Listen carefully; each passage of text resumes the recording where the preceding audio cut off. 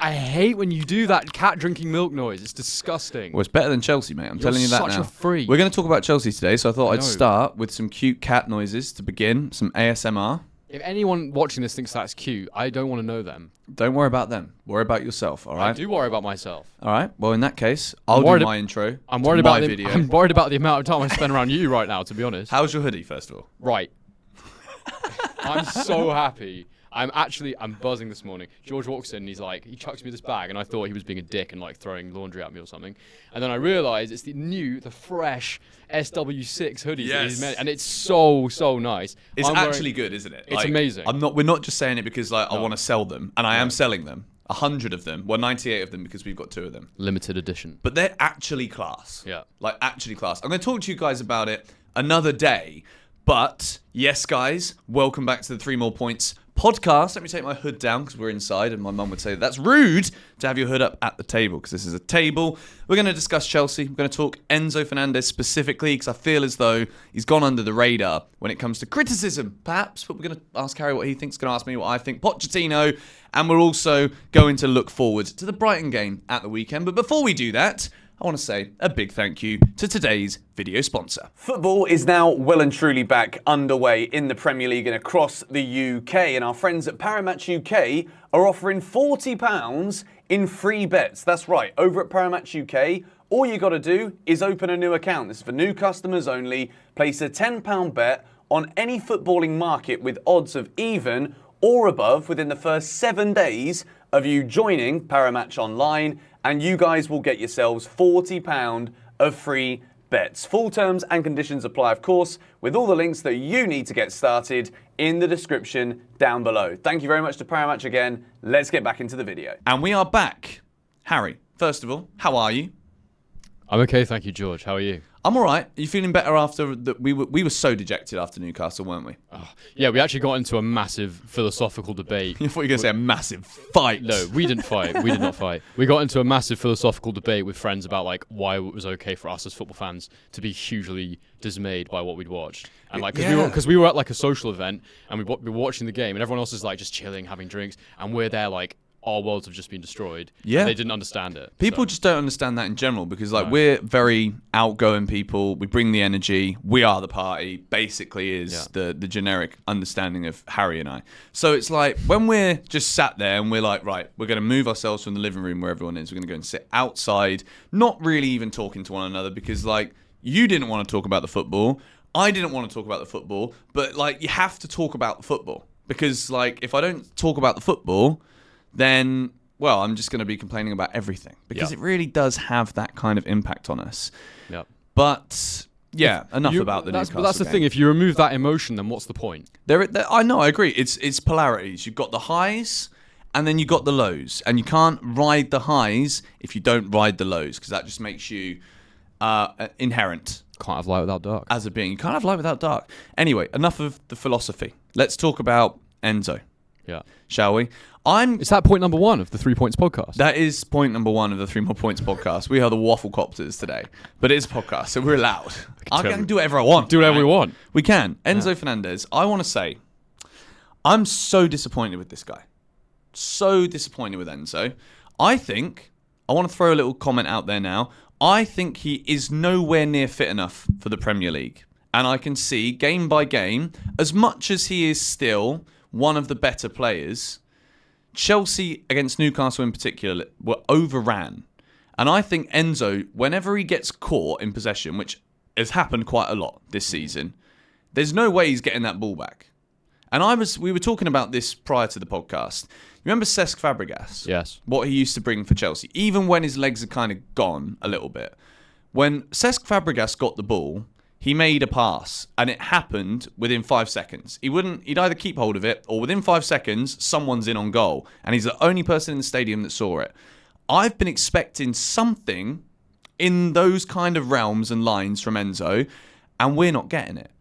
Yeah. I want to know from you, what are we getting right now from Enzo, in your opinion? Well, what you've just described, Andrea Pirlo, Luka Modric, these midfield players that can receive the ball in high-pressure situations, give you control of the game, pick a killer pass. Like, that's essentially the role we need him to play in the team. So when he's not providing those things, you're then thinking, okay, what are you providing? And I'll tell you one thing, it's not legs. No. Because without Caicedo, we got completely run over against Newcastle. Yeah. Big Leslie Ugochukwu. He's a young lad. He's not got much experience of first-team football in the Premier League. He's got basically none, like most of our team. No. But I don't know I don't really know what he achieved before coming to Chelsea. I didn't know who he was. No, me neither. No, I'm not gonna pretend. He was okay, but he's not that quick. Yeah. So just him next to Enzo in the midfield, we basically got completely steamrolled. Enzo at the minute is not giving us enough. He's meant to be our star boy. He's meant to be our premium midfield player. We spent all that money on him. He's supposed to be able to do a bit of everything. And honestly, the only time this season I've seen him up to speed was against Liverpool. Yeah. I think you've got a slightly different perspective on that from me because you felt like it was the increased level of performance from everyone in the team that facilitated that performance. But I personally saw it as this is Enzo thinking out. There was moments where his touch and like his anticipation out the box, ahead of the curve. The speed he was playing that game at was absolutely phenomenal. Yeah. So I know he's just had a baby and stuff like that. I do wonder if he's a bit more tired than he would be normally, if emotionally he's a bit more drained. But needless to say, he's not up to speed right now. Yeah, and I think this is, Eunice and I spoke about this on the Shootout video, which you guys should also check out, where we talked about the problem with Chelsea right now. Shootout, great channel. It's a brilliant channel, subscribe. I just think with Enzo, at this point in time, the thing that's always been like in the back of my mind with him is when we signed him, I was like, bloody hell, we have just got the World Cup winner, the man who exploded onto the scene at the beginning of that season before the World Cup. No one really knew about Enzo Fernandez that much. Even at Benfica, like there wasn't really that much of a career which made him become a £100 million player, but a World Cup can do that. Yeah. You sign him, you see how bad our season was, and you're like, bloody hell, Chelsea aren't even going to be in Europe next season, and we still somehow pull in this £100 million guy. I was wondering at the beginning of this season just how long your Enzo Fernandez, your Moises Caicedos, these big name players for big money, if Chelsea continue to be shit, which, let's be honest, at the moment, we're still pretty shit, how long are we going to be able to keep these guys? Now, my thinking is like, Christopher Nkunku comes back. We talked about him a lot. Conor Gallagher is currently undroppable in the Chelsea team because he brings legs, which Enzo doesn't, because he's bringing work rate, which Enzo at the moment is off the pace for. So if Enzo loses his place soon, which could actually happen, as much as people have rinsed me for this in the comments, right now, you can't drop Gallagher because then Chelsea will continue to be overran. And Nkunku isn't going to be doing the defensive running that Gallagher's going to do and that Enzo right now isn't really doing. So do you get a situation here where at some point this season, Enzo is thinking, am I at the right place? Is the Premier League a bit too quick for his build, for the way that he wants to play football? I'll be honest. I don't care what he thinks. I don't care. I care about what do we need and how do we get it.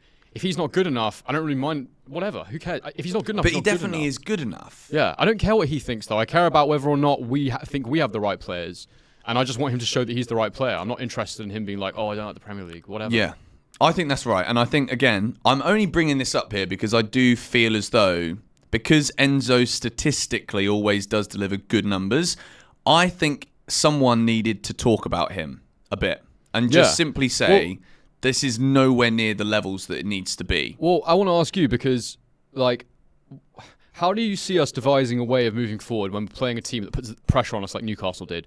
Was it just that we were missing Caicedo? Or I always think back to when we lost Hazard because something people don't talk about a lot is the way we used to get out of trouble a lot of the time when we had Eden Hazard was play it to him, he'll receive the ball, he'll win a foul. How do we get up the pitch?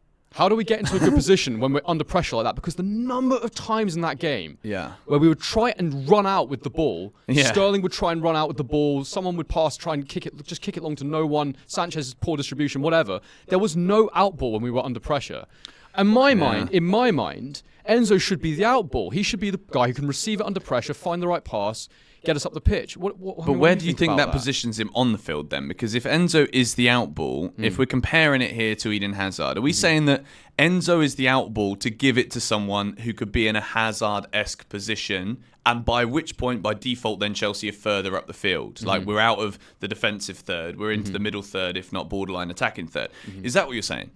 I think so Enzo makes that ball. I'm talking about the guy who can receive it under pressure and create Cole Palmer is that guy, I think. Right. But then I think it's kind of, we've kind of skewed everything from that Newcastle performance because I think he was one of the worst players on the pitch.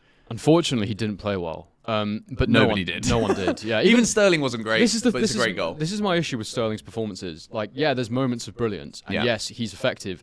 But the number of times he runs straight at the defender and gets the ball taken off him. Bro, we were getting so annoyed. How can I ignore? How is everyone ignoring that? I don't understand. Like, he just keeps running straight into players. I don't mind someone having a go, but like when you're in a situation in a game where like it's end to end, you need to get control of the ball. Yeah, that does not help anything. Yeah. No, I remember watching it again, and it was just one of those matches where I think in the first half we were actually quite good, but then I also think there's kind of like this buoyancy that arrives when you score a goal like that, where it's like, bloody hell, we're in this game now. It's 1-1. St James's Park didn't see that come in. Goalkeeper didn't move. It's a wonder goal. I thought when Reece stepped up, I was like, this is what my bet is. Like, I'd like him to put this one top corner. I thought he would have done. Sterling is actually the guy to score the goal. But then from that point, there was nothing else. You also got Pochettino, who is not in the dugout for this game, because he has accumulated enough cards to also be sent off and not able to manage from the sidelines. I didn't even know that before the game. I didn't either. Yeah. I didn't. I think it was one of those things that happened like afterwards or something. Retrospectively, I think he got another booking. But as results keep going like this, you know, we've both sat here and we've had these moments where we're really upbeat, we're excited, we're building things up, which we'll do in a minute for the Brighton game. But how we got Brighton next to Manchester United, two games that you could foreshadow Chelsea not doing well in because of just how flippant nature of our performances are. Yeah. Like, at what point does Poch actually get in trouble, do you think? Is that point number 2? Point number 2, 3 More Points podcast. Yes, chapters, by the way, in case you don't care about Enzo slander. And you just want to hear about Poch slander. Here we go. We're in for it now. Is he in trouble? So, as a general point, before we just get into that, I just want to say that last pod, I was like very, very upbeat about our chances moving forward in these games. I thought we could go and win the next 3. Yeah, you did. And to be honest, I won't apologise for that because that was honestly what I could see happening. But I am sick. I won't do it anymore of trying to predict how things are going to go for us because we are just so unstable. We're like an adolescent right now. Yeah. Like a young man he's 16. In a split family. Yeah, there's a lot, potentially a split family. There's a lot of raw emotions right now. There's a lot of volatility and we're just not established. And so I'm going to stop making big shouts like that because, every time we do something good, we do something bad. So anyway, is Poch in trouble? I mean, I won't bring hype to this. I won't try and make headlines. I will not say Poch is in trouble because we are a mess. Our club is a mess, right? If you don't laugh, you cry. Yeah, I promise you that. Our club is a mess, and I refuse to blame Pochettino. Is he going to make mistakes? Yes, because it's an extremely volatile, difficult situation to manage. Yeah. It's like to continue the adolescent analogy. It's like when you're parenting a child that's like that unstable. Of course, you're going to make mistakes. Yeah. Like Pochettino's human. He's going to make mistakes. Yeah, he's going to go out on the booze for a night, isn't he, and just have a mad bender. Potentially, that's what he. I don't know. Maybe that's what he did on Sunday when Nicholas Jackson was partying in Villarreal. Yeah, he saw it. He was like, I can't do this crap anymore. I'm getting one in. We're in. Yeah, but look, like there's like context around that comment. Like the whole thing he said after the game of they're not having training. They're not having training off. They're coming in. Blah blah blah, and then nothing happens of the sort. Like it's just so. I don't even want to talk about that. It's just a load of crap as far as I'm concerned. Yeah. But it's just small details. But is he in trouble? Like to my mind, he shouldn't be and he can't be because if you sack Pochettino, who is a proven top-level manager, where the hell do you go? Yeah. I don't care. I would rather we took the approach of this is our manager. He's got proven quality. I would rather we say, let's give it a season and then look at the players, how they perform and go, right, we've made mistakes on the signings here, and here. We need this, this, and this. Yeah, so like a fire sale in the summer, potentially. I don't know about fire sale, but like for sure, like some of them should probably go. Like we've overcommitted in terms of transfer fee on some of these guys, probably. And we're hopefully going to find out over the next 6 months which ones we're actually right to buy. Like Caicedo for me clearly is proving that. Yeah, I think Caicedo is a great buy. Yeah, I think there's some really good buys in there. I think there's some players in there who we're relying on right now who will just turn out to be squad players. And there's some that we paid too much for and they will never be good enough.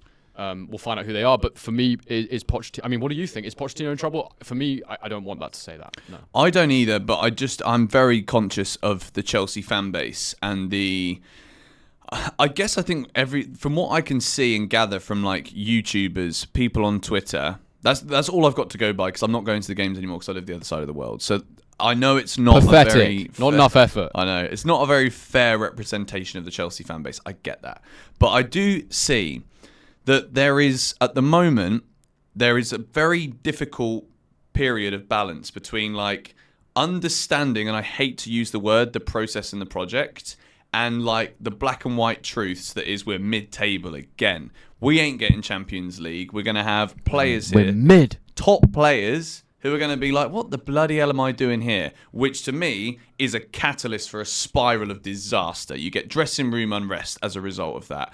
You've got a manager who'll probably fall out with his players, which then leaves no choice but for the ownership to be like, right, he's lost it. By process of elimination, you're in trouble, mate. But equally, we've gone and bought a load of players that have a lot to prove. Yeah. Right? So prove it. Because if you can't prove it right now, you're going to lower your market value. You're going to lower your wage demand. All these things are going to go down. Some of them, you know, the wages they're earning right now with the contracts they have, they might never be worth that. So they should be bloody grateful as far as I'm concerned. But you could also look at someone like Kai Havertz, who was supposedly a great footballer that we spent 75 million on. Cheers for the goal, mate, but other than that, you were useless.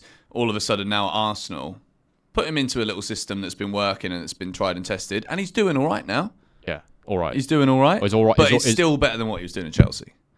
So it's like, well, how many of these players, let's say, are better than Kai Havertz? Facts. Like, that's a question I don't know the answer to right now because it's difficult to back any of them, but it's also like we have such a negative view of Kai Havertz other than that goal. If he didn't score that goal, like, he goes down as one of the worst Chelsea signings ever. Yeah, give me a summary of your stance on Poch then. My stance on Poch is, again, I'm still very much in favour of the bloke. I don't think there are many better managers for the project. I flipping hate saying it. I really do. Because it's pissing me off because I don't actually really know what this project is. I really don't. I don't get it.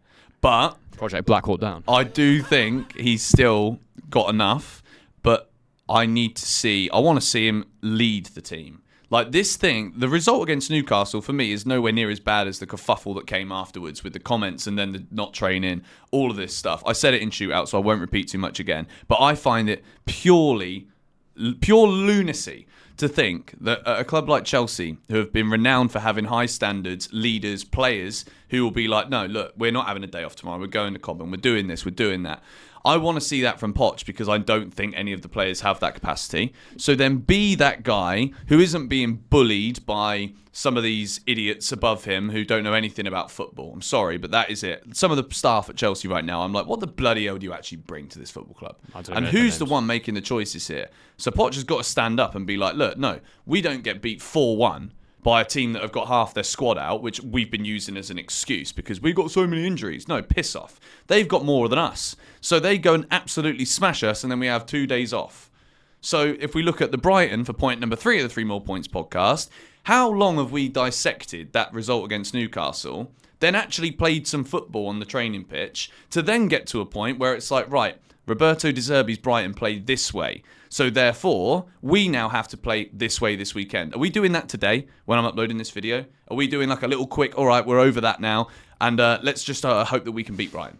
Because at the minute, I don't think the preparation game by game is right. Well, yeah, it's an interesting... But I wonder if the preparation for Newcastle might have been bang on, because there was moments in the game where it looked like we were playing the right strategy. First half, yeah. Yeah, so for me, the big lesson from the Newcastle game was...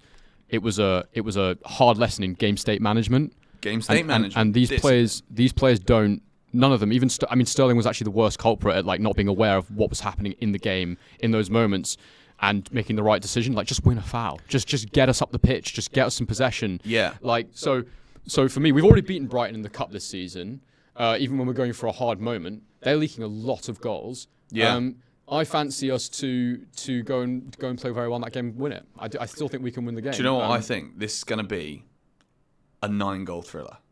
Yeah, just like goals both ends. Like I think Brighton wins 6-3. No, I'm kidding. I don't actually think that. I think it could be like 6+ goals because they do concede a lot, but then they also score, and we have all of a sudden we've conceded 8 in the last 2. Can we talk about that as well a little bit? Because when we've been struggling to score goals, we've kind of had that balancing part again where we could say, well, at least we look good at the back. So now we are conceding 4 goals a game right now for the last 2. Brighton have also got the capacity to do that against us. So what should the approach be from Pochettino here? Like, because Brighton do try and play but they've also done very well against us in the past, in recent seasons, because they've frustrated us and they just overwhelm us. Last year at the Bridge, arguably the best away performance I think I saw last season against us, I think it was last season from Brighton at Stamford Bridge. But they're also in this kind of pickly moment like we are right now. So is this game bigger, maybe even than the Man United game? Because Man United are in a good moment right now. They are, results-wise. They still play like trash, but Brighton are playing poorly. But still, even teams that are awful beat Chelsea right now. So for me, this is a massive game because it will show Pochettino and whether he's prepared or not. Every game's massive for us right now because I feel like every game we learn something new that needs to be worked on with this team. And even in the games where we've played well, there's still something you see. So it's like basically right now, I don't know what you think about this opinion and this statement, but every single game you see a deficiency that needs to be worked on. Like one thing gets like sorted, the next thing comes up. One thing gets sorted, the next thing comes up. Even in the good games, I do agree with that. Yeah. Like so, Tottenham, how are we not breaking down 9 men? Yeah. City, why have we conceded 4 goals? Yeah. Newcastle, why are we so shit? Well, Newcastle, but that's the thing. Newcastle, it was more just like we completely lost control of the game. Yes. But then can we break a low block? Like there's so many. Every team we play, there's a question that needs to be answered. Like we answered some big questions when we played the big sides. Yeah. And it's a weird one. It's like I think probably the crowd at St James's Park played a massive part in the game as well. I do agree. They riled us. How do you boys perform when you're in a cauldron? Like, how do you perform when you're getting pressed to hell? Like, probably a good idea that we're not going to the Champions League for a horrible and cold night in Bratislava. Yeah, it's not what you want. But I think also like one of the big problems is there are some deficiencies in the team that tactically need to be sorted out. Like that's when you kind of look at Poch a little bit. Like the Cucurella last game was just like getting absolutely terrorized. Yeah. And I was sort of saying to you, oh, like it was better when Mudryk was there, but then you made the point that he played really well with Sterling ahead of him, and I don't know. That's something for Poch. I just don't think Cucurella and Mudryk is a combo. No, so that maybe is like going to a Thai restaurant and ordering fish and chips. Basically, I'm sort of like thinking these defenders look all right because Caicedo's there, sort of covering. Is Caicedo back for this game? He should be. I mean, he was on the bench last game, so why wouldn't he be? I hope so. I really do. But looking forward, I guess it's having that perspective of, it's so boring to talk about because you just want to be a fan and get gassed, but it's a project. We're a young team. I'm gassed. Yeah, like every time we play, they're going to learn, and they've got to learn, and they've got to grow quickly. I don't know. What do you think? I think that's exactly it. This game against Brighton could be like a capitulation moment for fans. Don't necessarily think it's a capitulation moment for Pochettino. I also don't necessarily think it is a do or die for players because I still think I also think from the Newcastle game we've got to take into account like Caicedo, Enzo, these guys are coming from South America. There's literally no time to prepare whatever. Do you know what I mean? But I think looking at this Brighton match, Chelsea have to play on the fact that they have just been leaking so many goals, and for a team that have had so many questions about can we score, can we break them down, then just go out there and flip and perform. And Nkunku as well. Could we see him this weekend finally? I hope we see Nkunku. I've been really excited about him. I still think he's the guy that's going to make a big difference for us when we play. Well, any team, he'll be the guy. Jackson was anonymous last game. Yeah, and look, like I don't question his attitude. I didn't love that he ended up in the Villarreal dressing room. Yeah. The next day, that's not cool. And especially like you need to understand, you need to be mindful of like the situation of build a football pitch in your garden, stick a goal there, put a net behind it, spend 6 hours filming yourself, create an Instagram reel, show us that you can score goals and get on the ball. That's what I want. But like again, in a game like that, he needs to be positioning himself up front, winning balls, winning fouls, making runs. He's just like a bit of a headless chicken. So yeah, like I want an intelligent player up front who is making smart runs, smart movements, creating chances. Drop Jackson out, bringing Nkunku in straight out the gate. Stamford Bridge. It's all fitness dependent, but in terms of like what I think Nkunku can offer, just do it. Absolutely. I think we're going to wrap up. Actually, it's a short episode today because the Brighton preview will be out tomorrow here on GBFC, and more information about these bad boys.